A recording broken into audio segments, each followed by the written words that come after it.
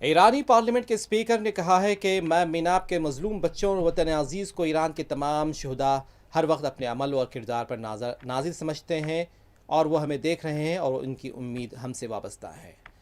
بتا دیں کہ آج سوئٹزرلینڈ میں امریکہ اور ایران کے بیچ بات چیت ہو سکتی ہے، مذاکرات کی، اور اس سلسلے میں ایران کا وفد ایران سے روانہ ہو چکا ہے، تہران سے روانہ ہو چکا ہے۔ اس بیچ ایرانی پارلیمنٹ کے اسپیکر نے کہا ہے کہ وہ سمجھتے ہیں کہ مظلوم بچوں اور وطن عزیز کو ایران کے تمام شہداء ہر وقت اپنے اعمال اور کردار پر وہ خود ناظر سمجھتے ہیں۔ میناب 168 اس تحریر کے ساتھ ان کی ایئر لفٹنگ ہوئی تھی، یا ان کا ایئر بس تہران سے روانہ ہوا تھا۔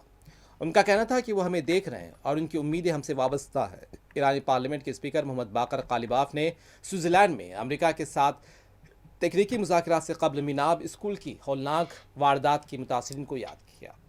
انہوں نے کہا کہ فریقین کے درمیان 14 نکاتی مفاہمت کی یادداشت کے تحت واشنگٹن کے ساتھ بات چیت کے دوران ان کی قربانی اسلامی جمہوریہ کے اقدامات کی رہنمائی کرے گی۔ Social media platform X پر ایک پوسٹ میں قالیباف نے کہا کہ وہ اور ایرانی وفد مذاکرات کی تیاری کرتے وقت میناب کے بچوں اور ایرانی شہداء کی دیگر یادیں اپنے ساتھ لے کر چل رہے ہیں۔ انہوں نے مزید کہا کہ میں میناب کے مظلوم بچوں، وطن عزیز ایران کے تمام شہداء کو ہر وقت اپنے اعمال کردار پر ناظر سمجھتا ہوں۔ وہ ہمیں دیکھ رہے ہیں اور ان کی امیدیں ہم سے وابستہ ہیں۔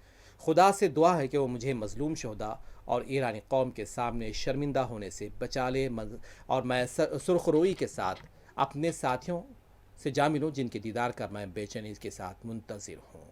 آج سوئٹزرلینڈ میں امریکہ اور ایران کے بیچ وفود کے درمیان بات چیت ہو سکتی ہے، اور اس سلسلے میں ایران سے ایرانی وفد روانہ ہو چکا ہے، جبکہ جے ڈی وینس بھی بتایا جا رہا ہے کہ امریکی نائب صدر جے ڈی وینس بھی سوئٹزرلینڈ پہنچ چکے ہیں۔